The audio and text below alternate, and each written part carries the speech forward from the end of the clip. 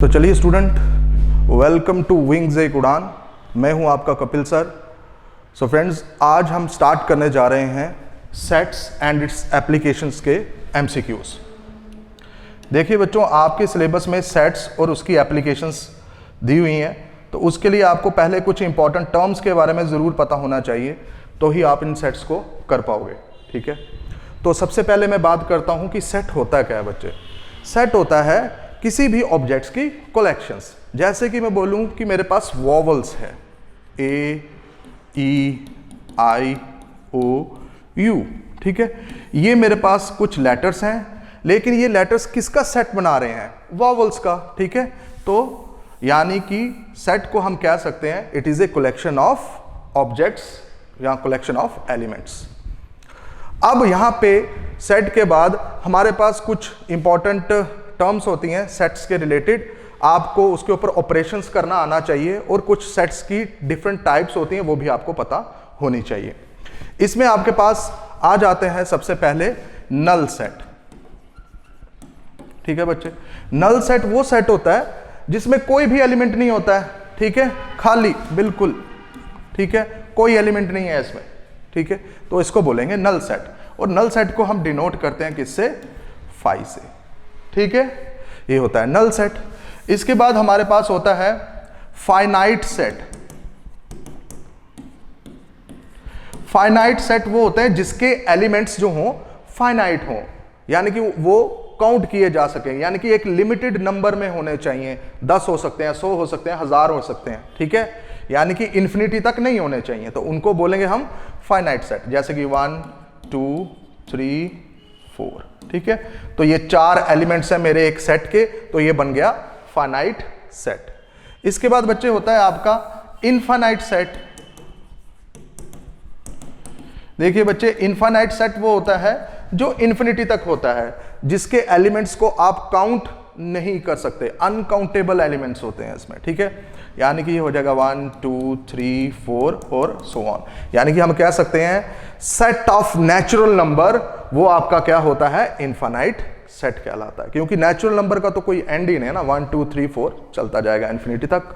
ठीक है, अच्छा, इसके बाद बच्चे हमारे पास सेट्स के कुछ ऑपरेशंस होते हैं। जैसे कि एक पहले मैं बता देता हूं, एक यूनिवर्सल सेट होता है। ठीक है, यूनिवर्सल सेट को हम यू से डिनोट करते हैं। ठीक है, यूनिवर्सल सेट एक ऐसा सेट होता है जिसके बाकी जितने भी सेट्स हों वो सब उसके सबसेट हों।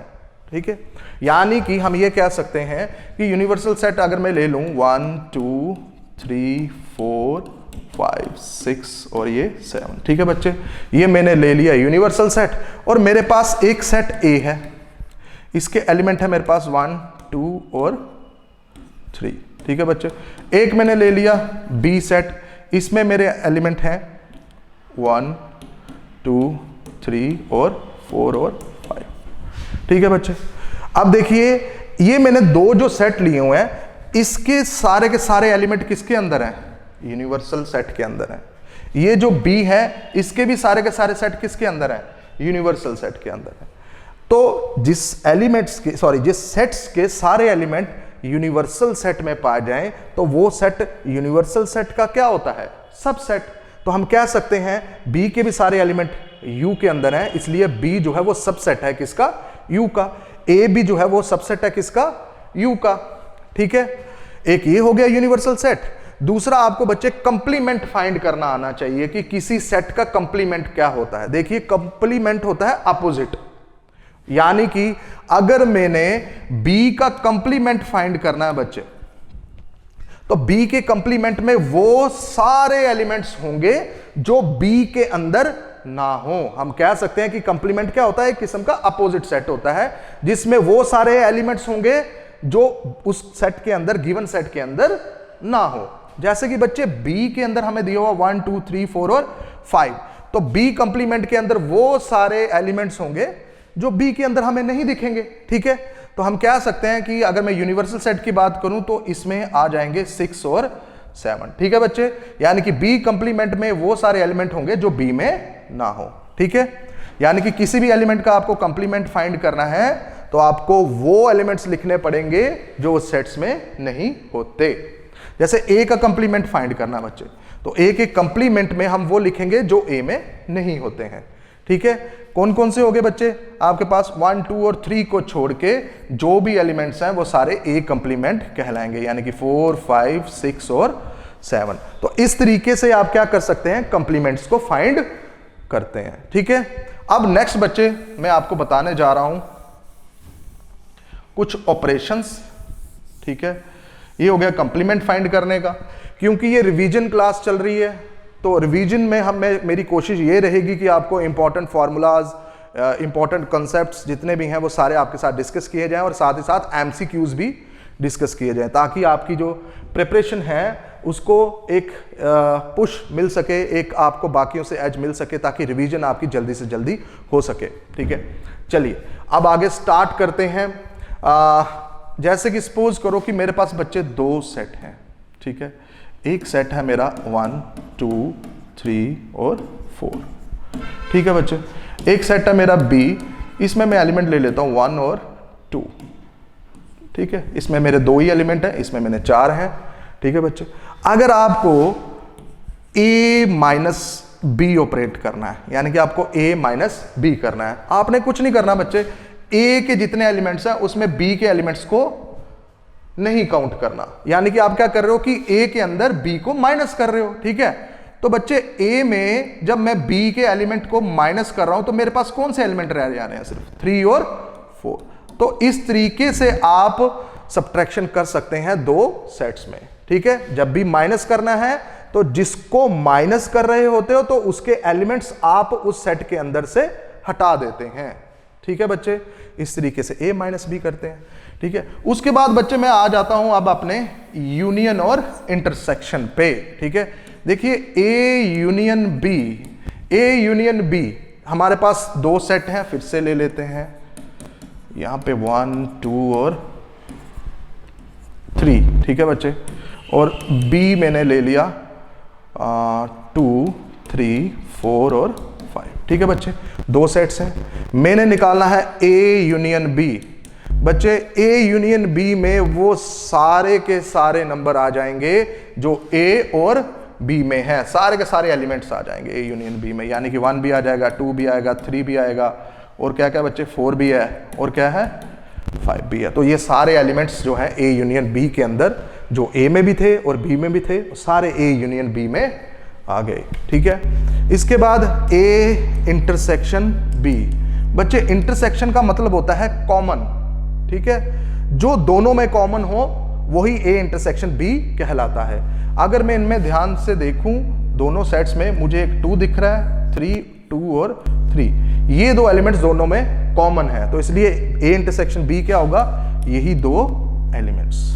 ठीक है बच्चों, तो ये कुछ पॉइंट्स थे जो कि आपको समझाने थे कि इंटरसेक्शन क्या होती है, यूनियन क्या होती है, क्योंकि आगे चल के क्वेश्चंस में इनका यूज होने वाला है। ठीक है बच्चों, तो चलिए अब आगे बढ़ते हैं।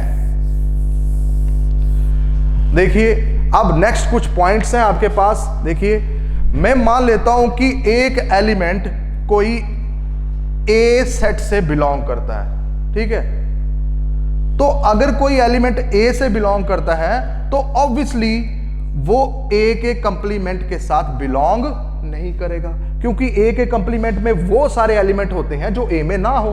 अब मैं यहां ये मान के चल रहा हूं कि X जो है वो A के अंदर है, A का एलिमेंट है, तो ऑब्वियसली X जो है वो A कंप्लीमेंट का एलिमेंट नहीं होगा। ठीक है, वैसे अपोजिट, अगर X A के कंप्लीमेंट से बिलोंग करता है तो ऑब्वियसली X जो है वो A के साथ बिलोंग नहीं करेगा, सिंपल सी बात। ठीक है, अच्छा, इसके बाद बच्चे एक और चीज आपको ध्यान में रखनी है, जैसे कि ये X बिलोंग करता है A यूनियन B से, यानी कि X जो है वो A यूनियन B से बिलोंग करता है, तो यानी कि X जो एलिमेंट है ये कहां से आ सकता है A यूनियन B में? या तो ये A से बिलोंग करता होगा या तो ये B से बिलोंग करता होगा।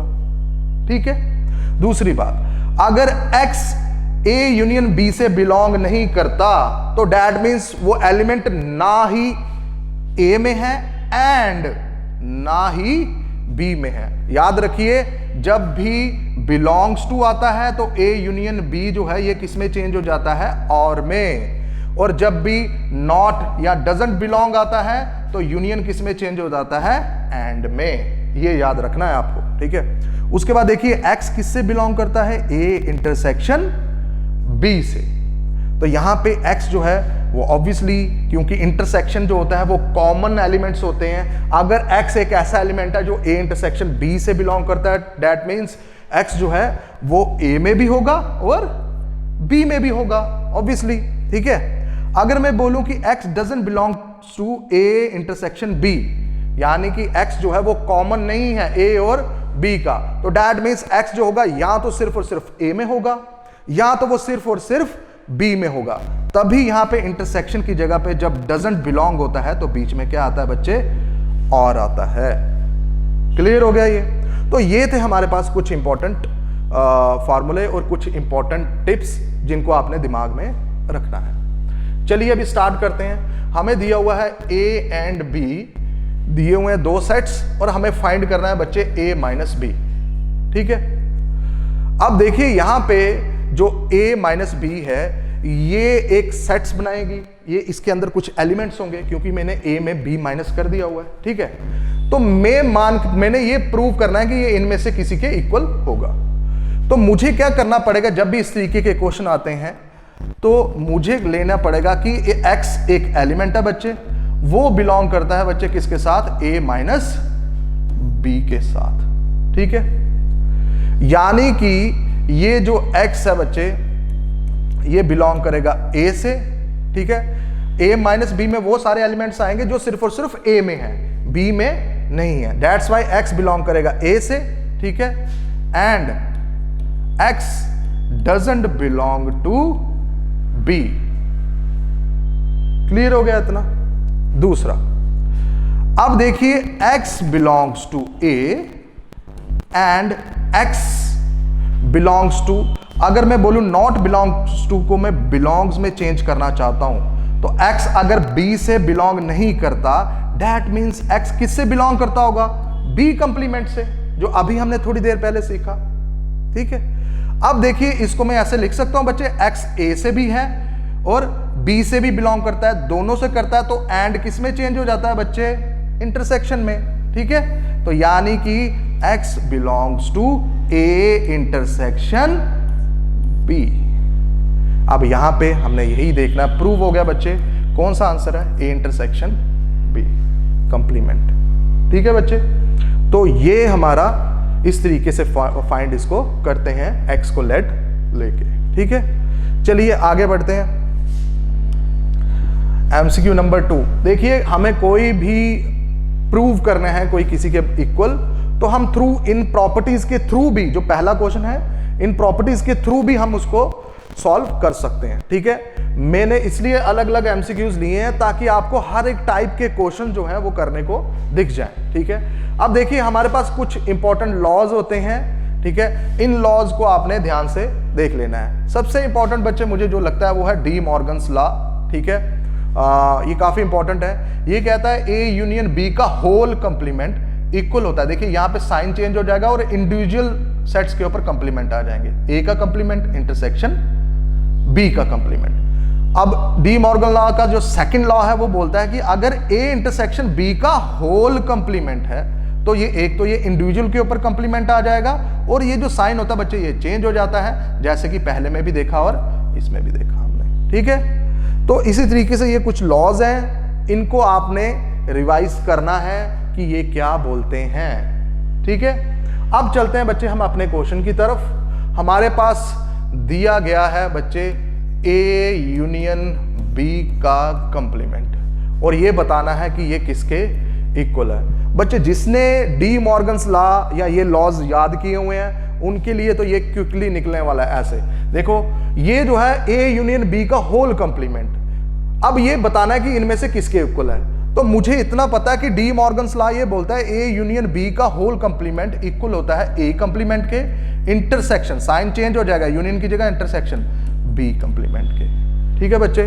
तो मेरा सीधा आंसर आ जाएगा यहां पे first A complement intersection B complement, ठीक है। कब? जब आपने डी मॉर्गन्स लॉ याद किया है। अब यहां पे प्रॉब्लम ये हो जाती है कि हो सकता है किसी बच्चे को डी मॉर्गन्स लॉ याद ही ना रहे। वैसे तो आप ये याद करके जाना जरूर, लेकिन अगर आपको प्रूव करना आना भी आना चाहिए कि कैसे आप प्रूव कर सकें किसी चीज को विदाउट प्रॉपर्टीज, तो देखिए कैसे कर सकते हैं। ऐसे तो आंसर हमारा निकल गया ये, ठीक है। अब इसको अगर आपको प्रूव करना है, बाय चांस कि किसी को ये नहीं आते लॉज, तो क्या करेगा बच्चे? वैसे ही करना है जैसे पहले क्वेश्चन में किया था। हमने क्या किया था बच्चे? Let x belongs to A union B complement, ठीक है बच्चे। अच्छा, इसका मतलब ये हो गया कि x जो है वो क्या है? Belongs to A union B complement. Obviously जो x होगा वो doesn't belongs to A union B होगा, क्योंकि इसके कंप्लीमेंट्स के साथ वो बिलोंग करता है, तो ऑब्वियसली A यूनियन B के कंप्लीमेंट के साथ बिलोंग नहीं करेगा। उसके बाद बच्चे यहां पे x doesn't belongs to A union, जब भी डजंट बिलोंग होता तो यूनियन नॉर्मली जो होता है वो और में चेंज होता है, लेकिन डजंट बिलोंग हो तो यूनियन एंड बन जाता है, ठीक है। Doesn't belongs to A and x doesn't belongs to B, ठीक है बच्चे। अब एंड को मैं फिर से किसमें सॉरी ये बिलोंग को मैं फिर से किसमें चेंज करता हूं? डजंट बिलोंग को बिलोंग में, यानी कि x बिलोंग्स टू, अगर डजंट बिलोंग्स टू A है तो ऑब्वियसली ये किससे बिलोंग करेगा? A कंप्लीमेंट से। अब यहां पे आ गया बच्चे एंड, और यहां पे x doesn't belongs to B, तो यानी कि किससे बिलोंग करेगा? B कंप्लीमेंट से, ठीक है। अब देखिए बीच में एंड है और बिलोंग है, तो एंड किस में चेंज हो जाएगा? इंटरसेक्शन में, यानी कि x belongs to A complement intersection B complement. ये देखिए बच्चे, ये पहला मेरा प्रूव हो गया। लेकिन फायदा किस में है? प्रॉपर्टीज को याद करने में है, क्योंकि उससे आपके जो क्वेश्चंस हैं बड़ी जल्दी निकलने वाले हैं, ठीक है। तो प्रूव करने में थोड़ा सा टाइम भी लग सकता है, ठीक है। तो इसलिए मैं आपको ये सजेशन कर दूंगा कि आप प्लीज इन इंपॉर्टेंट लॉज को एक बार देख के जरूर जाइएगा, ठीक है। चलिए अगला क्वेश्चन करते हैं, क्वेश्चन नंबर 3। यहां पे हमें एक सेट U है, U ऑब्वियसली यूनिवर्सल सेट है, और U के जो एलिमेंट है देखो x दिया हुआ है, x is a natural number. यहाँ पे जो x है वो क्या है बच्चे? नेचुरल नंबर्स हैं, ठीक है। तो U के अंदर जितने भी नेचुरल नंबर हैं वो सारे लाई करते हैं, यानी कि U के एलिमेंट सारे के सारे नेचुरल नंबर हैं। वैसे B के जो एलिमेंट है वो 2x है, यानी कि जो भी नेचुरल नंबर है उसके डबल, ठीक है। यानी कि B के एलिमेंट्स होने वाले हैं आपके पास, और x किससे बिलोंग करता है? U से। एक तो 2 होगा, 4 होगा, 6 होगा, 8 होगा एंड सो ऑन। तो ये सारे सेट मेरे निकल गए B के। अब मुझे यही बताना है कि B कंप्लीमेंट क्या होगा बच्चे? B कंप्लीमेंट देखिए U के अंदर तो सारे के सारे नेचुरल नंबर हैं, 1 है, 2 है, 3 है, 4 है एंड सो ऑन। अब मुझे B कंप्लीमेंट लिखना है बच्चे। मैंने अभी बताया था स्टार्टिंग में, B कंप्लीमेंट में वो सारे एलिमेंट आएंगे जो B के अंदर ना हो, ठीक है। तो कौन से आ सकते हैं बच्चे जो B के अंदर नहीं है? एक तो 1, दूसरा 3, फिर 5 हो सकता है, फिर 7 हो सकता है एंड सो ऑन, ठीक है। तो यहां पे हमें कौन सा राइट ऑप्शन दिख रहा है? 1, 3, 5, 7 वाला, आई थिंक C। क्लियर हो गया बच्चे? उसके बाद आगे बढ़ते हैं क्वेश्चन नंबर 4 पे। Which of the following is empty set? बताना है कि इसमें से कौन सा एम्प्टी सेट है। हमें ये सेट्स दिए हुए हैं, ठीक है। अब दिखा हुआ है x जो है यहाँ पे इस एलिमेंट होंगे किसके? इस सेट के, लेकिन x रियल नंबर होना चाहिए, और x स्क्वायर जो है -1 इक्वल्स टू 0 है। तो मैं ये इसी को ले लेता हूं बच्चे। मुझे क्या दिया हुआ है? x स्क्वायर -1 इक्वल्स टू 0, ये फंक्शन दिया हुआ है। यहां से हमें x की वैल्यू फाइंड करनी है और चेक करना है कि इसके अंदर क्या हो सकते हैं, ठीक है। तो बच्चे ये देखिए, x का स्क्वायर -1 इधर जाएगा तो +1 हो जाएगा बच्चे, यानी कि हमें x की वैल्यू वो होगी जिसका स्क्वायर किसके बराबर है? 1 के। तो यहाँ पे क्या आ रहा है बच्चे? 1, क्योंकि 1 का स्क्वायर क्या होता है? 1। तो यानी कि इसका जो एलिमेंट है वो क्या है? सिर्फ और सिर्फ 1, क्योंकि यही एक ऐसा एलिमेंट है 1 जिसका अगर हम स्क्वायर निकालें तो वो 1 के इक्वल आता है। तो इसका एलिमेंट तो मैंने निकाल लिया कि 1 है, तो ये एम्प्टी नहीं है क्योंकि इसके अंदर एक एलिमेंट है।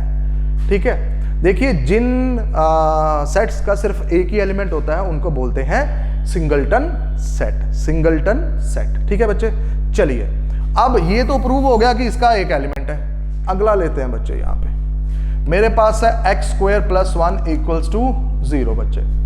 अब यहां पे मैं क्या कर रहा हूं, x² को यहां पे रखा और +1 को जब मैं दूसरी साइड ले जाऊंगा = के, तो ये बन जाएगा -1। बच्चे ऐसा क्या कोई नंबर होता है जिसका स्क्वायर -1 हो? देखिए किसी भी नंबर का स्क्वायर कभी भी माइनस में तो होगा ही नहीं, तो दैट मीन्स ऐसा कोई भी एलिमेंट नहीं है कि जिसका स्क्वायर -1 हो। तो यानी कि इसमें हमारा एलिमेंट क्या आ जाएगा 5, यानी कि एम्प्टी, खाली। तो हमें यही प्रूव करना था कि इसमें से कौन सा एम्प्टी सेट है, तो बी। क्लियर हो गया बच्चे? अभी बढ़ते हैं नेक्स्ट क्वेश्चन की तरफ। Question number 5, if A is a finite set having n elements. देखिए बच्चे ए एक सेट है, 1 2 3 4 अप टू इसके पास n एलिमेंट्स हैं। ठीक है, और P ऑफ A निकालना है आपको बच्चे। P होता है पावर सेट ऑफ A। देखिए अगर मेरे पास एक सेट है A, इसमें मान लो कि मेरे 2 एलिमेंट हैं। ठीक है, तो पावर सेट ऑफ A निकालना है। देखिए बच्चे पावर सेट में क्या होता है कि जिस सेट का पावर सेट निकालना है ना आपने, तो उस सेट के जितने भी सब सेट्स हैं वो सारे पावर सेट के अंदर लाई होने चाहिए। सबसे पहले बच्चे 5 क्या है, 5 सबका सबसेट होता है। ठीक है, तो यानी A का भी सबसेट 5 होगा, तो इसलिए पावर सेट के अंदर एक सबसेट ये आ गया, ये सबके अंदर होगा। ठीक है, अच्छा दूसरा एक 1 आ गया बच्चे, एक 2 सबसेट आ गया और एक 1 और 2 आ गया। तो ये सारे के सारे सबसेट आपके किसके अंदर आ गए, पावर सेट ऑफ A में आ गए। यानी कि A के जितने भी सबसेट्स हैं वो सारे के सारे हमने इसके अंदर ले लिए। अब यहां पे देखते हैं बच्चे हमारे पास कितने एलिमेंट हैं, 2 हैं, और पावर सेट के अंदर कितने हैं, 4, यानी कि 2 की पावर 2।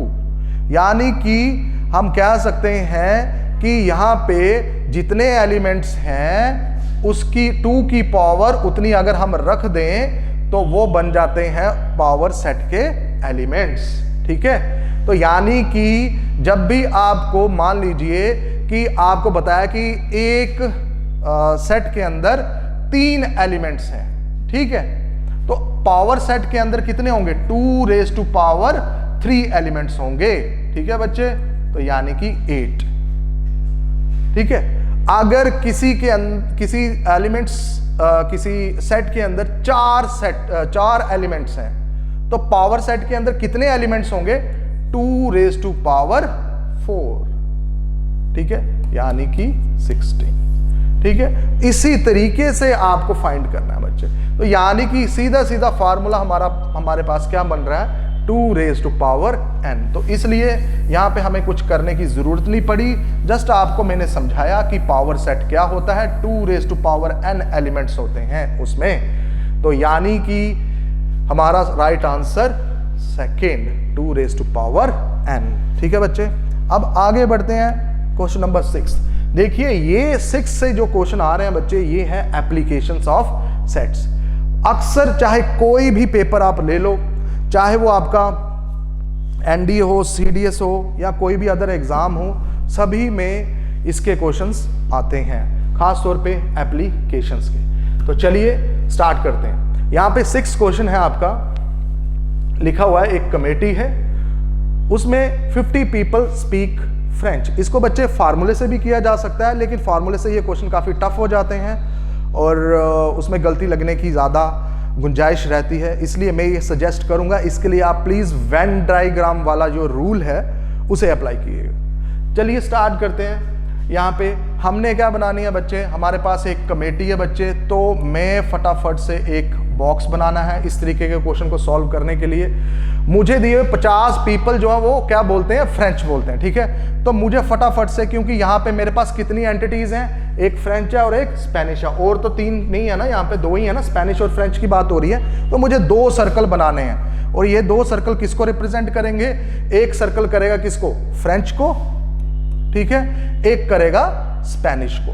ठीक है, इंटरसेक्टिंग सर्कल बनाने हैं। अगर 3 होते तो मुझे 3 बनाने थे, ठीक है, 4 होते तो 4 बनाने थे, ठीक है। चलिए यहां पे मुझे फ्रेंच के लिए कितने, फ्रेंच बोलने वाले कितने बंदे दिए हुए हैं 50, तो मेरे पास एफ जो है वो कितना बच्चे 50, यानी कि ये जो सर्कल है बच्चे ये क्या डिनोट कर रहा है 50 पर्सन्स को जो कि फ्रेंच बोलते हैं। स्पेनिश कितने लोग बोलते हैं बच्चे 20 स्पीक, यहां पे स्पेनिश, ठीक है, यहां पे जो 20 लोग हैं वो स्पेनिश बोलते हैं, यानी कि ये जो सर्कल है ना बच्चे इसकी कितनी वैल्यू है 20। अब आगे 10 like both Spanish and French, कह रहा है कि 10 जो लोग हैं वो फ्रेंच भी बोलते हैं बच्चे और स्पेनिश भी बोलते हैं दोनों, तो यानी कि हम वो ढूंढेंगे एरिया जो दोनों में है, क्योंकि दोनों बोलते हैं यहां पे। तो ये एरिया देखिए, ये एरिया देखिए कॉमन है किसमें, फ्रेंच में भी और स्पेनिश में भी, ठीक है।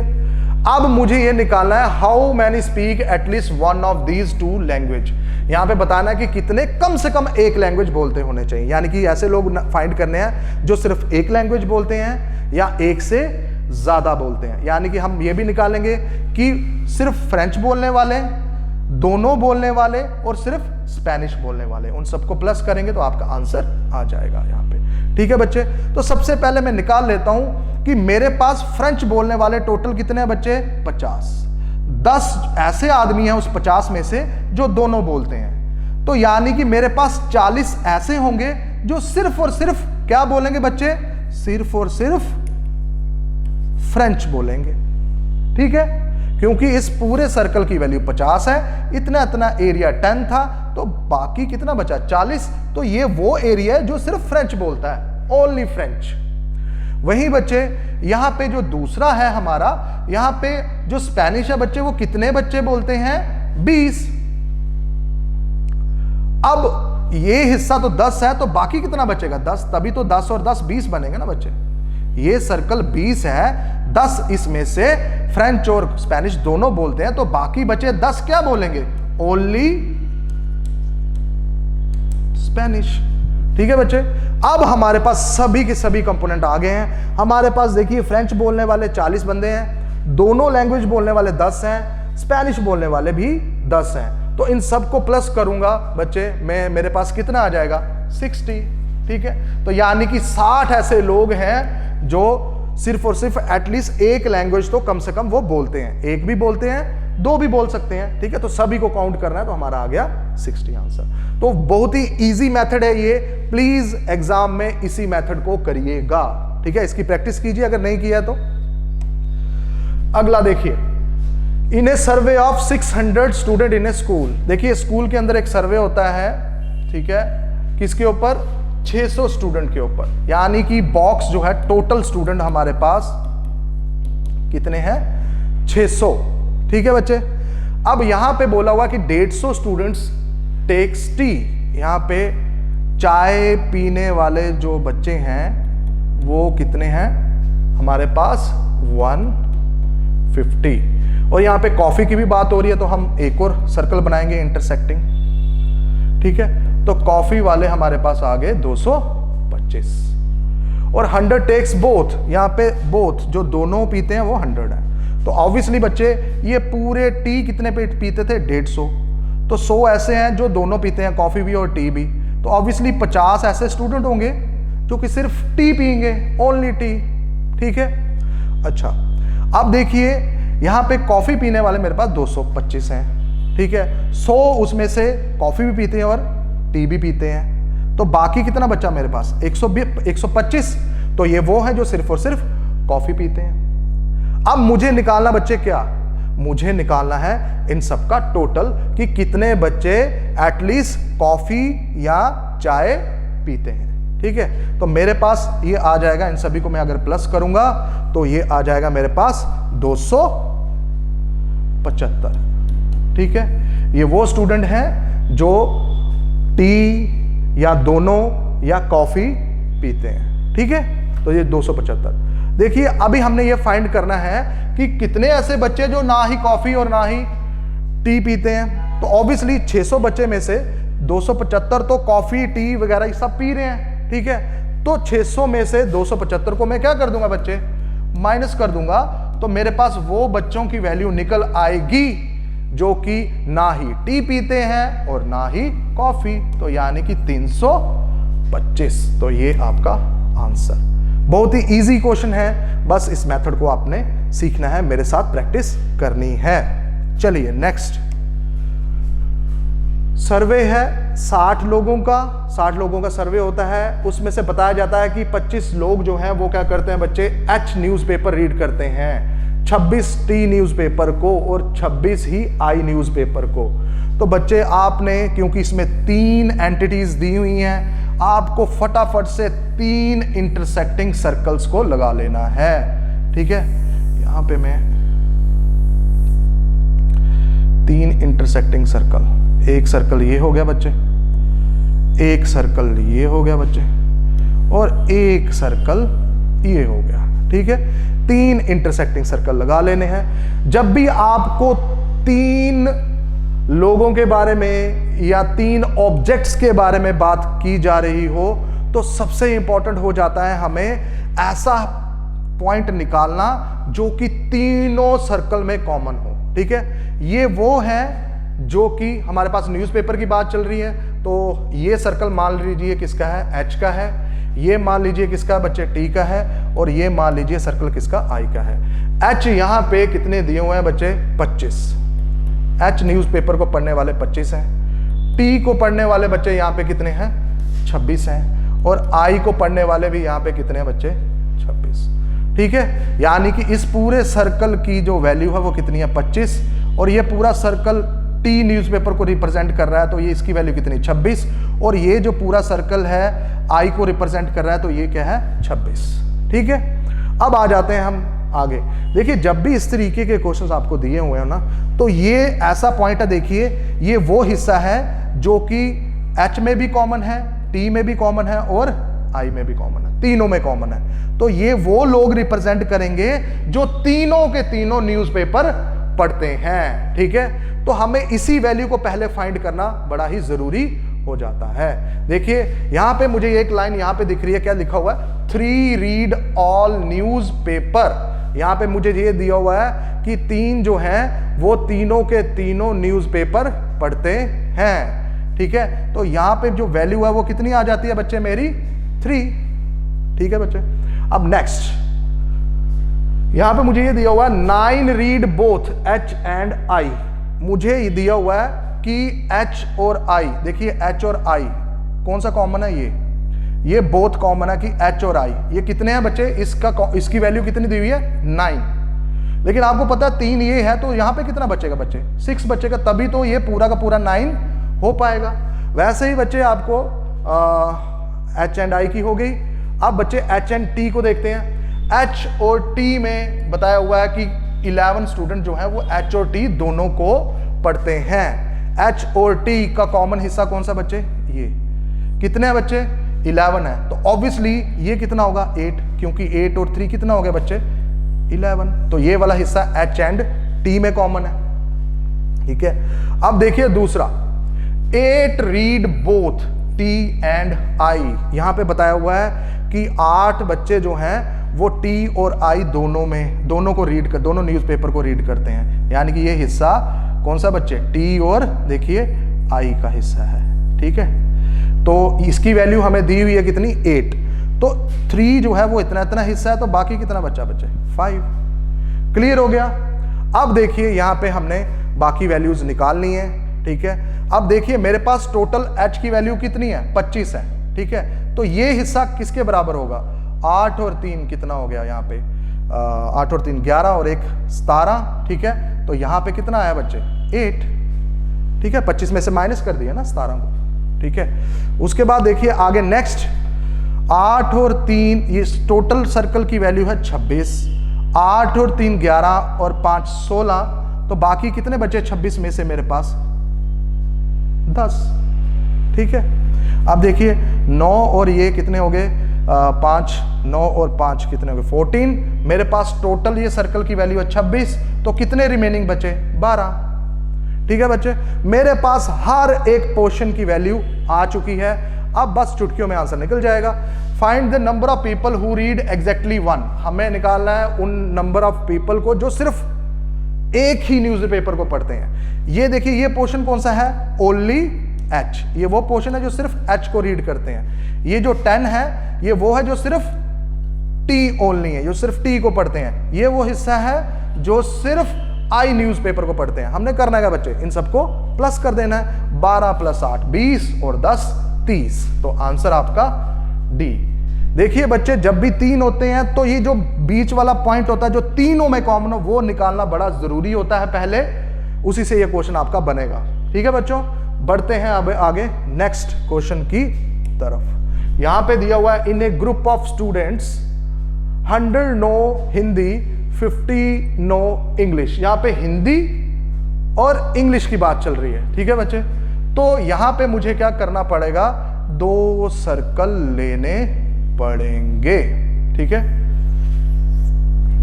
अब यहां पे मुझे दिया हुआ है कि 100 नो हिंदी, ये मेरा हिंदी को रिप्रेजेंट कर रहा है। ये मान लीजिए ये क्या है, इंग्लिश को। तो 100 तो भाई हिंदी को जानते हैं, हिंदी लैंग्वेज को। 50 जो है बच्चे वो इंग्लिश को जानते हैं, और 25 बता हुआ है बोथ, दोनों में। ठीक है, अब यहां पे बता रहे हैं how many students are there in the group. हमें ये बताना है इस पूरे ग्रुप में कितने बच्चे हैं। ठीक है, देखिए 25 तो भाई कॉमन है इस पूरे वैल्यू की। अगर मैं बात करूं पूरे सर्कल की तो ये कितने हैं बच्चे, 100 हैं, तो 25 ये हैं, तो ये कितने होंगे बच्चे, 75। ठीक है, ये वो स्टूडेंट्स हैं जो सिर्फ और सिर्फ हिंदी को जानते हैं। ठीक है, अच्छा इस पूरे सर्कल की वैल्यू कितनी है बच्चे, यहाँ पे इस पूरे सर्कल की वैल्यू 50 है। अगर ये 25 है तो बाकी कितना बच्चा हिस्सा, 25, क्योंकि 25 और 25 50 होता है। ठीक है, अब टोटल निकालना है तो सभी स्टूडेंट्स को क्या कर देना है, प्लस कर देना है। ये वो स्टूडेंट है जो हिंदी बोलते हैं, ये वो है जो हिंदी और इंग्लिश दोनों बोलते हैं, ये वो है जो सिर्फ इंग्लिश बोलते हैं, तो इसी किस्म के स्टूडेंट होंगे ना। तो सभी को प्लस किया तो कितना है बच्चे, 125। तो 125 आपका आंसर। अब बढ़ते हैं हम लास्ट क्वेश्चन की तरफ। अच्छा, इन ए क्लास ऑफ 35 स्टूडेंट, यहाँ पे बच्चे एक क्लास है, उसमें टोटल कितने स्टूडेंट हैं बच्चे, यहाँ पे टोटल है आपके 35। ठीक है, यहाँ पे क्रिकेट और फुटबॉल की बात हो रही है, कोई इशू नहीं है, हमने बना लिया ये सर्कल। ठीक है, एक क्रिकेट को रिप्रेजेंट कर रहा है, एक फुटबॉल को। तो क्रिकेट को कितने पसंद करते हैं बच्चे, 24, और इसको फुटबॉल को कितने पसंद कर रहे हैं बच्चे, 16। Each of student like at least one of these 2 game, यानी कि कह रहे हैं कि इनमें से ये जो बच्चे हैं इनमें से हर कोई कम से कम एक गेम को पसंद करता ही करता है, 2 को भी कर सकते हैं और एटलीस्ट एक को तो करेगा ही करेंगे। How many like both cricket and football, आपको बोथ निकालना है ये हिस्सा। ठीक है, अब देखिए बच्चे मेरे पास टोटल कितने हैं, 35, और एक क्रिकेट खेलने वाले सारे के सारे ये हैं और फुटबॉल खेलने वाले सारे के सारे ये हैं। देखो बच्चे, मैं अगर इनको प्लस करता हूं, किसको, क्रिकेट के कितने दिए हुए हैं मुझे टोटल 24, और फुटबॉल के कितने दिए हुए हैं 16, तो टोटल मेरे पास स्टूडेंट होने कितने चाहिए, मेरे पास स्टूडेंट होने चाहिए 35। बट क्रिकेट और फुटबॉल को मैं जब प्लस कर रहा हूं तो ये आ जाता है मेरा कितना, 40। एक्चुअल में कितने स्टूडेंट होने चाहिए, 35, बट इनसे बन कितने रहे हैं, 40। तो यानी कि ये जो एक्स्ट्रा 5 जो आ रहे हैं ना, ये वो स्टूडेंट हम बीच में काउंट कर रहे हैं जो दोनों में क्या है, कॉमन है। तो इसलिए जो दोनों में है कॉमन क्या आ गया बच्चे आपका, 5। ठीक है, ये वो 5 है जो दोनों में कॉमन है। ठीक है, तो इसलिए दोनों को माइनस करके हमारा आंसर निकल गया, यही आपको फाइंड करना था। तो ये थे बच्चे हमारे एप्लीकेशन ऑफ सेट्स के कुछ इंपॉर्टेंट क्वेश्चंस, घर में इनको रिवाइज कीजिए। ठीक है, और आगे आपके लिए थोड़ा सा होमवर्क भी है। ठीक है बच्चों, तो ये आपका होमवर्क है। ये जो सेकंड क्वेश्चन है बच्चे, ये आपका कौन सा है, जिसमें 3 लोगों की बात हो रही हो। यहाँ पे 3 ऑब्जेक्ट्स की बात हो रही है, ए की, बी की और सी की, तो 3 सर्कल लगेंगे। और इंपॉर्टेंट क्या है, बीच वाली वैल्यू जिसमें तीनों क्या हो, कॉमन हो, यानी कि ये 8 लाइक ऑल 3 प्रोडक्ट्स। ठीक है, और इसी तरीके से आपको इसको सॉल्व करना है। इसके जो आंसर हैं वो आप हमारे साथ कमेंट सेक्शन में शेयर कीजिए। ठीक है, तो आज के लेक्चर में इतना ही। आई होप आपको अच्छा लगा होगा। नेक्स्ट नया टॉपिक लेके आएंगे, तब तक के लिए इतना ही। Thank you.